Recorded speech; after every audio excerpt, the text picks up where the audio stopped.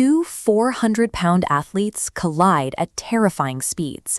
The sheer kinetic impact required to force another human of that size out of a ring demands explosive power, immense balance, and rapid acceleration.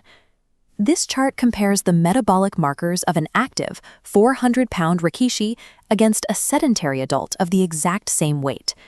While the sedentary person shows dangerous spikes in blood pressure and cholesterol, the active wrestler's markers remain stable, showcasing a state of healthy obesity.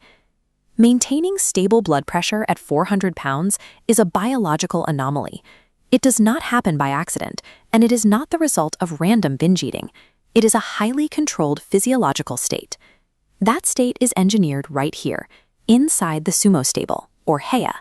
It operates as a strict 2,000-year-old biological factory designed to mold the human body into a highly specific weapon.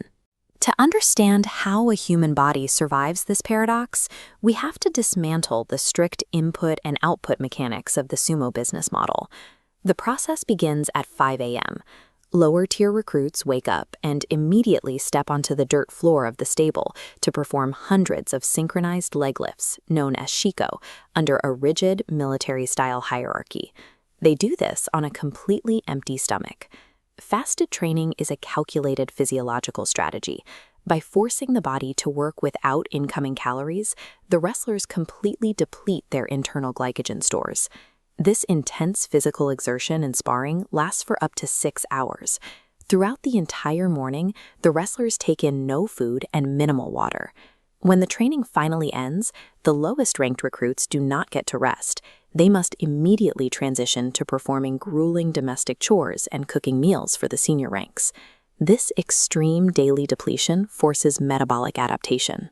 By draining the body of all energy, the recruits become hyper-efficient biological sponges, primed for the next phase of the factory line. Fueling this engine requires Chanko Nabe. It is a highly nutrient-dense protein stew that serves as the primary caloric vehicle for the entire stable.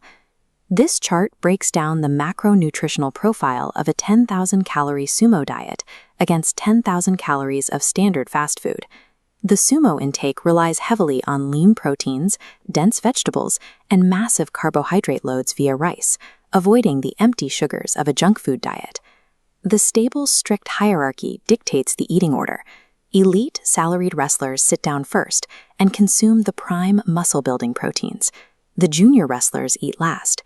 They are forced to hit their massive caloric quotas by gorging on leftover broth, mountains of white rice, and noodles. Immediately after consuming thousands of calories, the wrestlers lie down and go to sleep. This mandatory post-meal nap abruptly crashes their metabolic rate. The human body is highly responsive to this routine.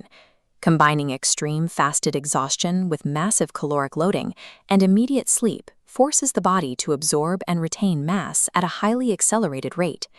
This cross-section illustrates the internal biological result of the Sumo diet. Instead of generating visceral fat, the dangerous type that crushes internal organs, the rikishi develops a massive layer of protective, subcutaneous fat stored just beneath the skin.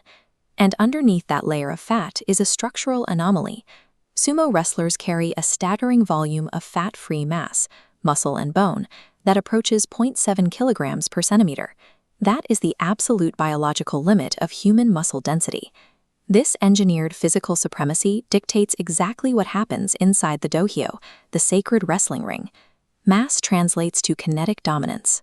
When a wrestler successfully weaponizes this mass to win tournaments, they climb the ranks and achieve sekitori status, officially becoming a salaried professional.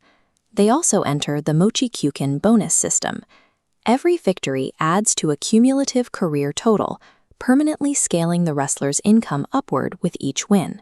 For major bouts, sponsors provide immediate cash injections. These envelopes, called kenshokin, are handed directly to the victor the moment the match ends.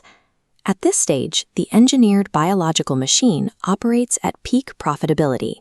The athlete has literally transformed caloric mass into immense social prestige and capital. The system works flawlessly during a wrestler's active career.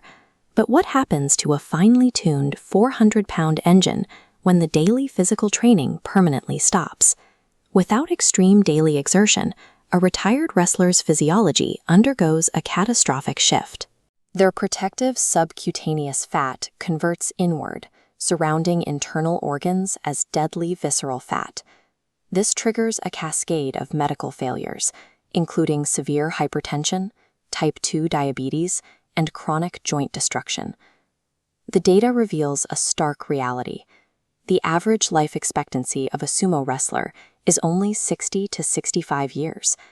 That is up to 2 decades shorter than the average Japanese male. The sumo business law inherently requires its athletes to make a brutal calculation. They willingly trade their long-term survival for a temporary window of physical and financial supremacy. Sumo is a marvel of traditional bioengineering, but to sustain its 2,000-year legacy, it demands the ultimate human sacrifice.